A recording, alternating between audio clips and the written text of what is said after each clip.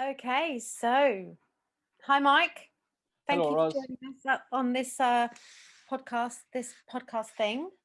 And today we're going to talk about immunity and various other subjects related to nutrition and what we're all going through at the moment. So my name is Ros. I am based in Oxfordshire. I'm a nutritionist as well as working in mental health and other wellbeing services.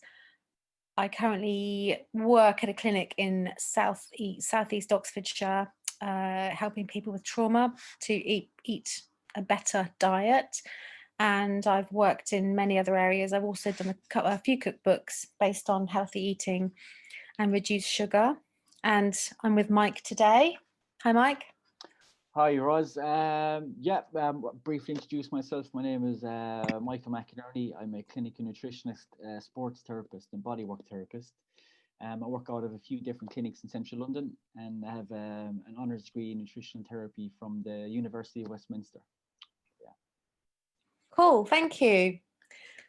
So the first subject we're going to work on today is immunity and the importance of immunity at the moment with everything going on with COVID and how we need to boost our immune system. So what's your verdict on immunity, Mike? Well, it's hugely complex, as with most things in our body, and unfortunately, when you go into health food stores or pharmacies, you're being bombarded with supplements and tinctures to buy. But look, with the immune system, there's no silver bullet. There's no one thing that's going to fix your immune system or switch on your immune system. It's a complex web found all over your body. And there's Mm, no single on-off switch for it. It's constantly reacting to our environment, internal and external. And to keep it healthy, we need to do a range of different things. One of them is nutrition, but also sleep is very important. Exercise is very of important. course. Having good social circles, friends, family around you is equally important as well.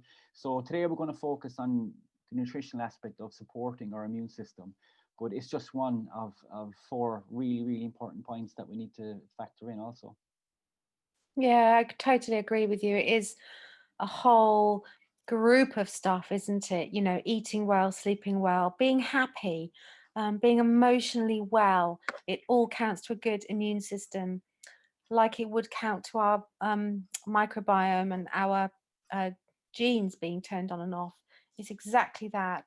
And I think there's not enough stuff in the news about the immune system and how we can boost it at this time. You know, people are protecting themselves from COVID, which, you know, rightly so.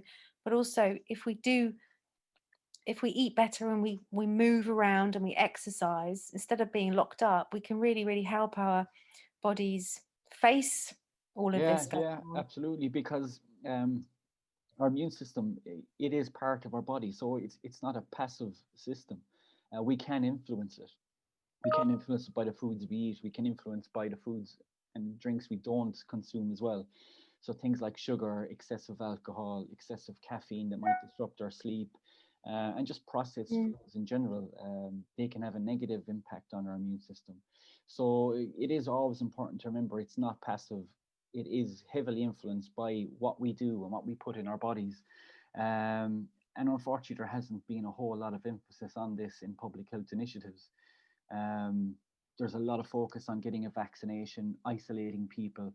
And as you can see, when you isolate people and lock them in at homes where they're not exercising, when they're not having that connection, it's going to have a detrimental effect on the immune system. So we're kind of currently stuck in this vicious cycle mm. of this consistent lockdowns. And look, fair enough, if we're locking down in summertime, we had lots of sunshine, we could get out a lot more.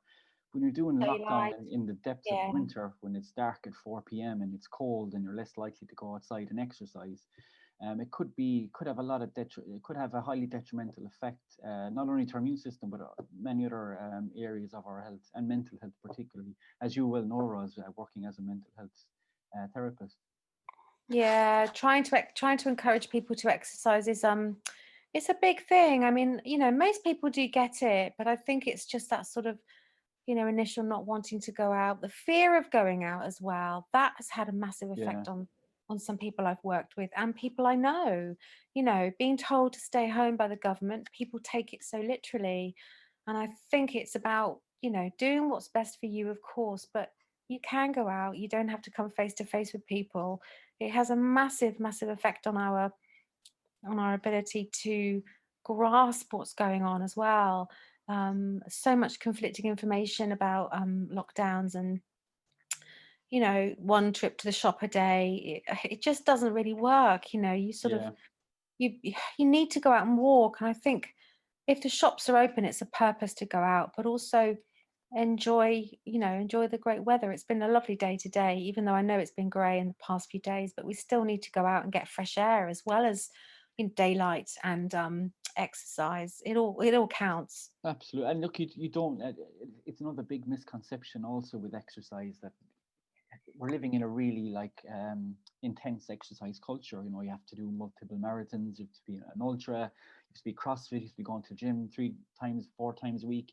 And that's not the case at all. If you do 10 minutes of high intensity exercise, which could literally be running up and down the stairs, if you Mm. get your heart rate up for 10 minutes a day, that's going to positively impact your immune system, your cardiovascular system, your digestion, your nervous system. So it's important that people kind of get away from um, that whole belief system that you have to be super fit to feel the benefits of exercise. Absolutely not. A nice brisk walk for 10 minutes, 20 minutes, run up and down the stairs a few times, do a few squats or do a few press ups in your living room. It all adds up. So keep it Yeah. simple and just move your body. That's all you need to do. Just keep moving. Yeah, take the stairs if you can. Walk to the shops. Don't take the car unless you're going to do a big shop and you need you need to rest your arm. Things like that. It's about measuring what's right for us, isn't it? No, yeah, but it's true. Good. It's a lot of Yeah. things feeds back into healthcare. Like just keep it simple. Mm. Yeah. Always keep it simple. Yeah. Yeah, I agree. Totally. Life is complicated enough. So I know. It is. It is. But yeah. Shall we go on to the 5 foods that we talked about? yeah, we can just mention in general the importance of eating like a whole foods diet. So kind of Yes, of like course. say, Of yeah, course. so we can say something like so the correct diet for immune system would be having a whole foods diet, having lots of fruit, vegetables, meat, fish, drinking enough water, having enough fiber in your diet to feed your good bacteria, which will have a beneficial effect on your immune system. But as a Reducing sugar, massive importance. yeah, And yeah, people, it's the season for over sugar consumption. Consumption. yeah, You look at the biggest peak in colds and flus and viral infections is yeah, January. It's yeah. after Christmas period, and people have battered themselves with sugar, with alcohol, with poor sleep, and then the body just goes like, "What the hell's going on here in January?" And your body's going to shut down. And then people go on these crazy detox programs in January. They want to be vegan for a month, or they want to go carnivore for a month. They want to give up Juice. alcohol for the month, and then they go bang cold turkey on the 1st of January, and your body goes into all kinds of shock because you're detoxing Yeah, from yeah, how many different things. And yeah, it's just I think the key is just to keep it moderation over Christmas and yeah. not overdo it. But what I wanted to say also is, the whole thing with sugar, when you talk about sugar, when I talk about sugar to people, they think, 2 sugars in your tea. I'm referring to refined carbohydrates, the Yeah, sugary snacks, the pastries, the cakes, the biscuits, white bread, white pasta, white rice, all of those things that have zero nutrients in them. Try absolutely. and keep them to a minimum. Make them 20% of your diet, not 60, 70%, because that is where your immune system will fail. If you Yeah. can eat as much fruit, veg, as Mike, you mentioned just now, whole foods, real foods, whatever you want to call them, eat as much colorful veg as you can, eat that rainbow of veg, and you will gain so many nutrients in your body and you will get everything you need in a balanced diet. It's so important. Yeah, absolutely. And look, sugar it's an anti-nutrient. It takes more out of the body than it gives. It gives you nothing Yeah, really.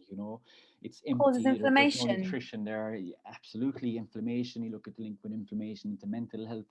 There's quite a very strong link there. You look at inflammation Yeah, for immune system. You look at inflammation for all kinds of illnesses. Like no matter what illness you have, it could be diabetes, it could be depression, it could be arthritis, but it's going to have a foot in inflammation. So you need to be mindful of having these pro-inflammatory foods, and look, sugar is top of the list.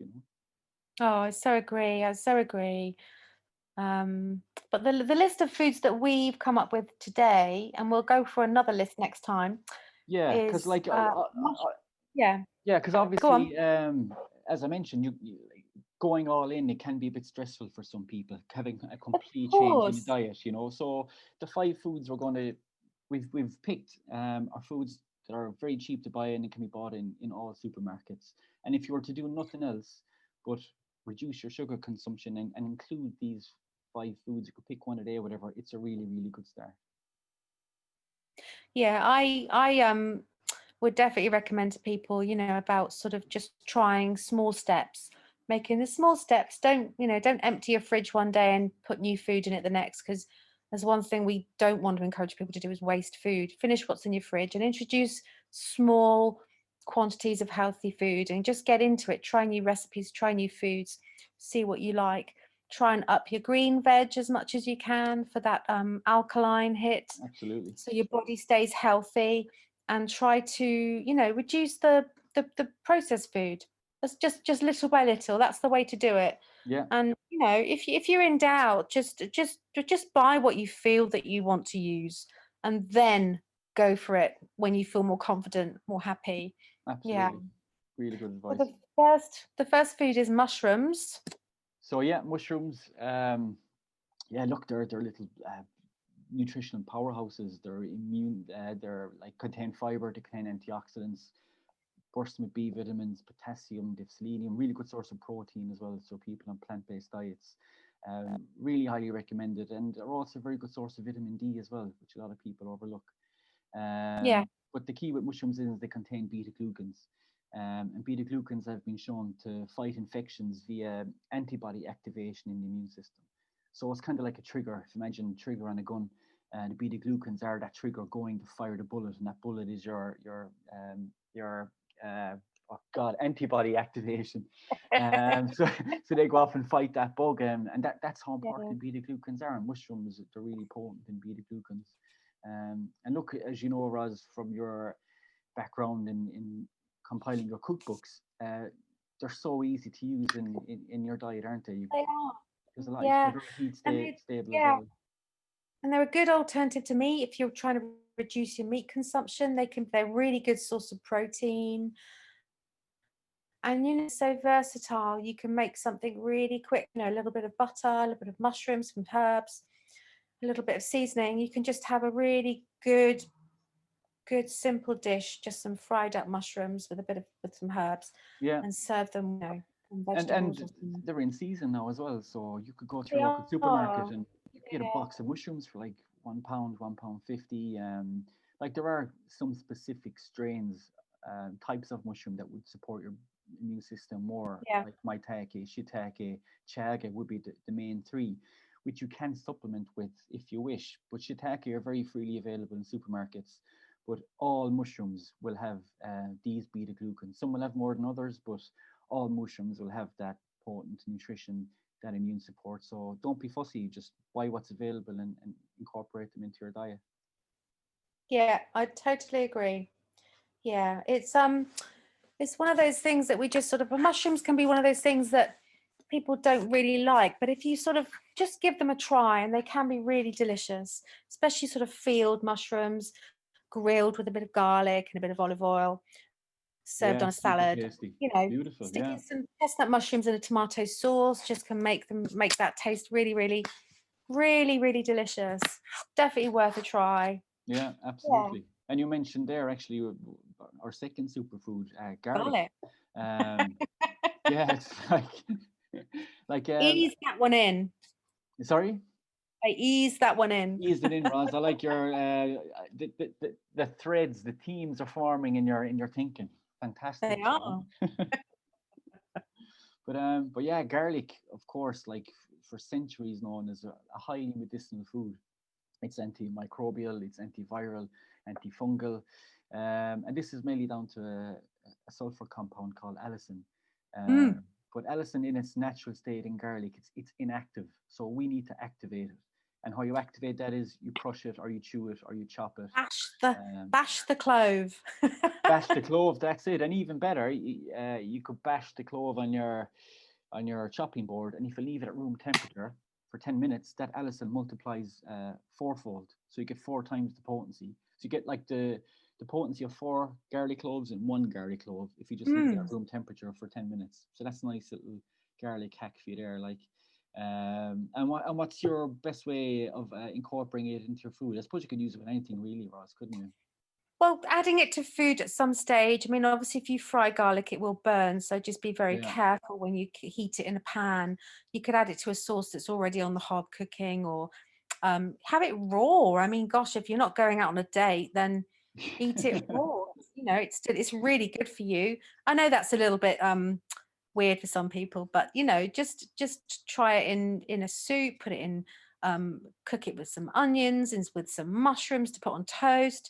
You could put it in tomato sauce, you can put it in soup, stews, anything really, you Yeah, know. absolutely. Make it And into a dressing if you don't mind the smell of garlic, or you can roast it. If you roast it in its peel with some other vegetables, you know, seasoned and with a little bit of olive oil, when it's roasted, those little pods of garlic become really creamy and they're so delicious. oh wow, Really that's a good nice one way actually. I of might try that cooking. myself. And of course, Have for you not those who done it? are, Oh, Mike, it's I haven't great. And actually. No, no. Yeah, I'm like, I'm one of those. Yeah, I eat it raw. So basically, people form a big circle away from me. Most of the time during the winter.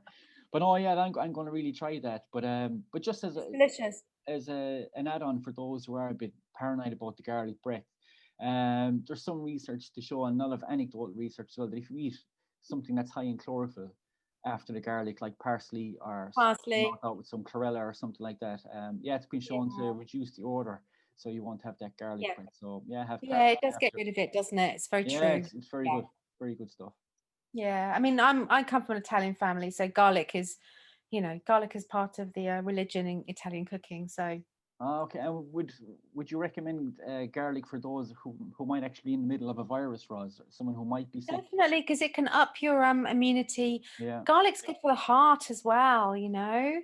It's really, really good for the heart, and heart absolutely. Yeah, disease is, it's on the increase, and it's something that you can eat. And it's just got that power, like you say, that powerful allicin compound in it, and it's really, really good for all sorts of things. yeah, Yeah. fantastic, fantastic. So, So the next on the list is green tea. yeah, green tea, amazing. Um, yeah, look, green tea, it's everywhere. You can buy it anywhere, and really, really powerful drink to have. It's full of antioxidants and various different compounds, but Mm. there are two that really stand out which support immune system. One is an antioxidant called EGCG, and there's been multiple studies done on EGCG where it has shown to enhance immune function, so it makes your immune system function at a higher level. And green tea is also a source of the amino acid L-theanine. Now, L-theanine can help you sleep better and also help you calm anxiety. But it's also shown to support the production of antibodies in your T cells as well. So Yeah, massively. yeah, Yeah. so L-theanine is huge, especially living in such a stressful time at the moment. You look at the importance of sleep for your immune system. So incorporating this amino acid in your diet is hugely important. And when you have it with green tea, you get all those antioxidants. Antioxidants are very important for balancing your oxidative stress. So if your oxidative stress is too high, your immune system is going to be put under a lot of stress and want Yeah. functionality. That's why Yeah. when people say vitamin C is a good antioxidant, this is a good antioxidant, that's why antioxidants are good for you to support this oxidative stress. So the more antioxidants that you have, your body, like to use kind of a general term, your body's like cleaner. That toxic burden is reduced on your body. I mean, that toxic burden is reduced, all your body symptoms are going to function much more better, including your immune system. So that's why these antioxidants come in, and green tea is really, it's one of the foods at the top of the list for antioxidants, and such an easy way of getting it into your diet as well. Yeah, it's really true, isn't it? And you know, green tea, you can have it as strong as you want. Some people don't like it too strong. I do drink it from time to time, but I just make it very weak. But Yeah, it is very, and it's got a small amount of caffeine in it, not masses as well. no, So not masses. And then if you do like the flavor, you can and you like it stronger, you can just go up another level and have mm, matcha tea, which is a more yeah, potent green yeah, of tea. course. Yeah, which is Um, another form of you know, antioxidant and chlorophyll. Yeah, yeah, totally. absolutely. And if you if you've read about green tea and you want to incorporate it into your diet, but you don't like the flavor, you can buy green tea powder. You can buy matcha Yeah, powder and just put a quarter to half teaspoon into a smoothie, blend it up with some almond milk, some berries, a banana, a bit of chocolate powder. And you're not even going to taste it, but you will get all of those benefits as well. So, and be creative with these foods. Incorporate them any way you can think of getting them into your diet. But yeah, smoothies is a I lovely way to agree. put it in there. Yeah, do try them. So next on the list is bell peppers. Well, we're referring to red bell peppers, aren't we? Yeah, one that really slips under the radar a lot, and the main reason is vitamin C. Like vitamin C, it's well known Yes. to be very good for immune system. Again, it's linked. It's a potent antioxidant, so it's going to support the oxidative stress. Um, but when you think vitamin C, you think of an orange. You think of these kind of citrus fruits. But red bell peppers, they have almost 3 times as much vitamin C Yeah, as an orange. Um, uh, and yeah, and they're so easy to cook with too, Roz, aren't they? You can incorporate them they into many are. recipes. They are. Massively so. And also just have them raw with a dip, or you could sort of grill them very lightly so they still have that crunch in them, and put them into anything, put them into a sauce, put them into stew, have them on their own in a salad. There are great ways. You can stuff them. Yeah, Yeah, you can really, blend really them good up way and of make it having like them. a hummus. You can mix it up in hummus, make hummus, Yeah. like red bell pepper hummus dip. I eat mine like an apple. I think the taste Me is too. delicious. Yeah. Yeah, yeah, Or really good. sometimes I chop them up. Yeah, look, they're nice. You can add them into stir fry as well. Yes, that's really good. They go Yeah. really nice with fruit as well. So if making a fruit salad, you can even put in some peppers also, red bell Yeah. peppers. And also for those who might have any issues with cholesterol, it's there's anti-cholesterol compounds in there too. They reduce it, don't they? They Yeah, reduce just a which is fantastic, fab. fantastic food. And Yeah. again, it's cheap. They're so plentiful, and so easy to incorporate into your diet. So yeah, for your vitamin Yeah. C, check out red bell peppers. Very, very cool food as well. And the last food is broccoli. Yeah, we kind of have like left best to last here. Like we could include all cruciferous vegetables, as you mentioned earlier, Roz, including your greens for alkalinity, for inflammation support. They're so nutrient dense. Like when you mention nutrient density, that means the highest amount of nutrition packed into the smallest amount of food. And with greens, there's very little that matches them. But at the top of the tree of those greens, broccoli really stands out on its own as a superfood. It contains vitamin K, vitamin E, chromium, potassium, good source of magnesium as well. But it's packed again with vitamin C, which is hugely important. And quercetin, Massively yeah, important. Yeah. quercetin it's a flavonoid, antioxidant, and it's shown to have quite potent antiviral activity. So yeah, it's, Yeah. it's a really good one. And again, cooking with it very easy as well, isn't it? You could eat it many ways. Yeah, I mean, there's a recipe in one of my books, and it's I made it into a pesto. So I blitzed it in the food processor raw, and then added it to, a bit of lemon juice, olive oil, some green leaves like spinach or rocket or something, Fantastic. some pine nuts or some walnuts, which work really well because walnuts are quite oily, and lots of seasoning, and it makes a beautiful pesto. So you could stir that into some nice wholemeal pasta, or have it with some rice and some other vegetables. It's just a really inventive way of using broccoli, because I Amazing. think, broccoli is one veg I think that a lot of children like, which is great, but it's just a nice way of incorporating it. Yeah, Just it's true. using foods in different ways, which can get quite mundane if you're cooking for a family Yeah, very every true. day. Very true. Yeah. And with those Yeah. that family of vegetables, those cruciferous vegetables, you have broccoli, cauliflower, kale. Um, Mm. just incorporating one of those as well. Any of those cruciferous vegetables, they really are so good for your body, and all your greens are. So do make a little bit of extra effort to kind of incorporate them into your diet. But if you had to pick one and you're not Yeah. really used to getting greens in your diet, broccoli, it is the most plentiful. You can get it in any shop. It could be a corner shop, a big supermarket. You're always going to find broccoli. Yeah, it's important to get those green veggies into you as well, as you say, because of alkalinity, and just they're just so kind to the body. They're just so good for you. Yeah, and look, So good it for comes you. back to the antioxidant status, the importance of that, and Yeah, inflammation yeah, control. And greens are some of the best for supporting your inflammatory responses, particularly yeah, cruciferous vegetables. There's a compound called sulforaphane, which has been newly discovered in the last 5 years or so. But in terms of anti-inflammatory, antioxidant, it's really, really powerful. So yeah, and that's most potent in broccoli out of all the cruciferous vegetables. So yeah, do make an effort to include it. Wonderful food. yeah. I like that word, cruciferous. It's such a great word. It's a great word.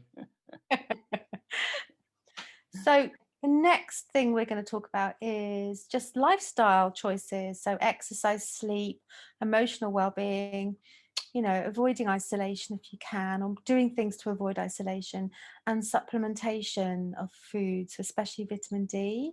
Yeah, So the first thing we'll touch on is exercise. yeah. As we mentioned, you don't have to go to the gym and be killing yourself 5 days a week to get fit to feel the benefits of exercise. I could Yeah, literally be 10 minutes a day of just elevating your heart slightly. If you do have any kind of heart issues, of course, always get clearance from your doctor before taking on any new exercise program. But there are so yeah, many apps out there. You can get an app for doing just squats. You can get an app for doing a high intensity interval training yeah. routine at home, just using your own body weight. I have one myself. It's called a 7 minute workout. Okay. Be under no illusions with this being 7 minutes that it's easy. The first few times I did it, I was left on the floor in a heap, hating my phone. It is Just brutal. quick. It's unbelievable. Like I was like because it kept popping up in research because it was compiled by a group of scientists from Harvard University, Okay. and they specifically chose 7 minutes, as that's the sweet spot for doing high intense interval training for you to get the most out of your body at a minimum time. Because look, the culture we're living in now, everything is so instantaneous. I don't have time for this. I don't have time for that. So these scientists discovered 7 minutes of high intensity interval training is going to get you Yeah. where you need to be with your fitness. Um, and look, I'm not going to lie, it's a really hard one. But you can feel your fitness increasing very, very quickly over a couple of weeks. Yeah, because but those types of training regimes are really good because you enable your body to rest, don't you? Yeah, absolutely. I do the odd training with a guy called Jay Tito. It's called the Metabolic Aftershock, and it's 15-minute intervals of squats, lunges, press ups, all sorts of stuff, and you really do get hot and your heart races, and but you do he does also sort of encourage you to rest, for half a minute, and that rest period's really important. Oh, absolutely. Yeah, absolutely. And look, if there are people out there who might be injured, might have some kind of injury at the moment, or might not be of an age, might not be able to do these kind of workouts, there is so much research that shows Tai Chi, these more slow moving exercise like Tai Chi, like yoga, huge benefits for both physiological and Mm. psychological health as well. Yeah, And of course, endorphin hits, really yeah, important. yeah, and look, the king of all exercise is walking. There's a Yeah. wonderful video on YouTube called 23 hours and 40 minutes. That's the name of the video, created by a group of scientists in Canada. Mm. And they went into all the research and all the benefits from you will receive in your health from just doing 20 minutes walking a day. Yeah, yeah, So yeah, like all these apps, all these gym routines, if you can manage them and you have the time to do them, fantastic. But never underestimate the power of just going for a walk. Put on a nice podcast or some music, and just even go for a walk around the block a little faster than you might normally walk to get up your heart rate. And yeah, yeah, look, that will stand you to good stage. definitely. Like there are schools, aren't there, in the UK that do the, what is it, the mile? They run a mile, don't they, every day around the playground. Oh, amazing. Every day they do that, and it takes them like, I don't know, 10 or 15 minutes. And there's been proof, there's been evidence that the kids at those schools are doing really well. It's been on the news and stuff. It's Fantastic. fab. And there you are. Yeah. You can't get simpler than that. Just No, just no. walking around and the benefits it's having on their um, academically, and look their own health as well. You look at the rates of childhood obesity now; they're through the roof. Children are becoming more and more inactive. especially now this year with the whole lockdown situation. So, yeah, congratulations to that school. That's amazing to hear. Yeah. Well, there you go. Can't don't underestimate the power of exercise. No, absolutely not. Um, And keep it simple. Keep it simple. yeah. Don't overcomplicate it. No. So next we're going to talk about sleep. Yeah, sleep. Again, there's so many studies done for the benefits of sleep on your immune system and also the potential harm it can cause through lack of it. Not sleeping well or not sleeping enough does have a detrimental effect to your immune system and all systems in the body, really. Yeah. So making an effort to get a good night's sleep is good. So you just do simple things. You wouldn't be on your computer or your phone an hour before bed. I know it's easier said than done, but try and make the effort. Get out a book, a magazine, have a read before bed. There are some supplements you can take, like magnesium, like ashwagandha is very good as well, Mm. helping people sleep. But look, simple things like just not having too much caffeine either. If you feel caffeine is keeping you awake, cut it Yeah. back a little bit. Not have it after midday or 2 p.m. or something like that. Keep hydrated as well. I know we Absolutely. didn't mention water, but water is really important. Oh, absolutely. And if Yeah. you're well hydrated, you'll sleep better and you'll function better. So the two go hand in hand. But like you say, time to wind down, maybe take up meditation or breathing exercises. We try and use that and encourage people in my mental health job, just to sort of focus on breathing or focusing on one object and sort of, looking at it in the here and the now. It does help to relax. If you are finding that you're not sleeping. And if you wake up in the night, that said, it's been proved that if you get up and do something and then go back to bed, you're more likely to go back to sleep. Yeah, very Um, true. And there was but try one not to study look at done. your phone. There was one study on chronic insomniacs. It was really interesting one. Like from when we were kids, you were always recommended to count sheep until you fall asleep. Yeah, Well, surprise, surprise, that doesn't work. It's it's been clinically tested. I've Um, never been able to use it. I've never been yeah, able to work with it. it basically doesn't work. But one clever scientist who initially did test it as a clinical intervention for insomnia, Okay. what he did was he basically reversed it. So rather than counting, you're just counting with no endpoint in mind. You're just counting, and then your mind will drift off thinking about something else or whatever. So what this clever scientist did Oh, was yes. he got the Of people course. inside to start counting at 1,000 with the ambition of getting all the way to zero. Now that's a long time, counting from 1,000 down to zero. And you're in this study, people who had chronic insomnia, who tried many different things to help with their sleep, Mm, they were falling asleep within an average of 20 minutes from counting backwards. As there yeah. was a very strong association to fatiguing certain aspects of your brain because you were looking at that end goal of it going all the way down to 1 0. And it was shutting certain parts of the brain down where it was helping people Yeah. get to sleep. It was really interesting and so simple again. Yeah. Good point, actually. Yeah. That's really, really interesting. So from Yeah. 1,000 backwards and you'll be all right. Forget going upwards, forget the sheep, count backwards. Or read the policies and procedures from your work. That'll soon put you to sleep. Or any governmental paper actually. If you, I'm sure there has been studies where Whatever you nonsense has read. been shown to send you to sleep. So anything written by our current government will be full of nonsense. So yeah, I could highly recommend that for any kind of insomnia protocol. Goodness me. So the next thing is well-being, emotional well-being. How important is this, do you think? I think it's absolutely imperative to have good emotional well-being. Being happy has a massive effect on our health, whether you're thinking about immunity, whether you're thinking about general happiness. It has a massive effect, and it's so important to be, as happy as possible. Obviously, we're not happy all the time. That's not real life. But yeah, Yeah, but and even if you are struggling, having someone to talk to about it, yes, or even if you don't want to talk about it, just sitting with someone, feeling that totally. connection. Because look, again, many studies that show loneliness can have a detrimental effect to your immune health, to your cardiovascular system. It's massive.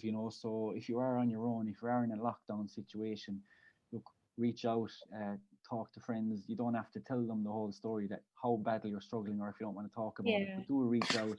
And if you feel you don't have anyone you can trust, there's so many wonderful bodies like the Samaritans. There's lots of other Mm. charities there that will just they will guide you through any kind of situation you're in, but it is absolutely important to have Yeah. those connections, to see people. We're living in a wonderful technological age now where you can do video calls, where you can talk to people just by using your Wi-Fi. You don't have to spend money on phone calls.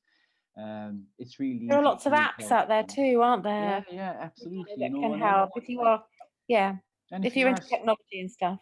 oh, Sure. absolutely. And look, if you are struggling, and you are in kind of a dark place, I know you might not want to, you might feel a burden to people, but gosh, if someone you cares about you realizes you're struggling, they're so happy you've told them. So They don't be afraid are. to They reach out, are. and yeah, absolutely. Because the last thing we want to see is somebody we know in crisis. You know, Yeah, yeah, yeah, I work for absolutely. a crisis mental health Yeah, charity, a service in a crisis mental health charity, and it's, trust me, it's not. You really do want to be making sure that people are okay, and it's okay to say to someone, "I'm not feeling great. I'm not feeling good. I'm struggling," because it opens up those those empathy waves, and we all want to know that the people we care about are okay. yeah, absolutely. And look, at the end of the day, we're all carrying something. Exactly. We're all there's no one untouched. So yeah, we're all carrying something. So we're all in the same boat to some Yeah. degree or another. So yeah, reach out. Yeah, And this falls into the next subject of isolation. We are so much more isolated now. And if we're going to work, at least we are in contact with people, whether it's on Zoom or whether it is in, the same vicinity. But it's so important to be connecting with people. And if you are isolated, really try and touch base with someone, because it's so important. And it's okay to say you're isolated. I mean, there was a guy on TV who was basically mentioned because he'd put on Twitter that he felt isolated, and he had something like 40, and because it was on the news, he had 40,000 messages wow, back, and it uplifted him massively. And that was a really brave move that he did. So don't feel that you're failing because you're isolated and you can't say anything to someone. Reach out as much as you can. There are absolutely. people And look, out there. and it just goes to show the amount of good people that are out there. I know we're so just There are bombarded with negativity at the moment, but my gosh, like there's amazing people out there, and they're in the mm, majority. They really are massively. in the majority, but no one focuses on the majority. All you're hearing about is the one or two um, that are causing a bit of havoc for people. But no, the world is Yeah. full of good people. So yeah, Yeah. reach out. Absolutely. Don't pay too much notice to the media. No, no, Listen to pack what it you in, need like to pack listen it to. in. My Instagram is full of what's it? Cats, puppies, and football. That's all I see in my feed. My YouTube is pretty much the same. So yeah, just forget about all that nonsense. Look, if it's really important, you're going to hear about it. But tuning in Yeah. every day to listen, to watch the news and read these newspapers, it's going to do nothing but bad stuff. Yeah. So yeah, I focus so on the kittens, agree. focus on puppies falling out of pots and pans, and whatever you do to get a bit of a laugh. Follow some comedians. Yeah, just there's so many podcasts out there now of comedians, and I was listening to one today, and just I was in tears laughing, and it was just my phone was in my pocket as I was doing some chores around the house, and just Mm, laughing, at these idiots. Like they're like they're professional idiots, and they're just like, yeah, just making you laugh.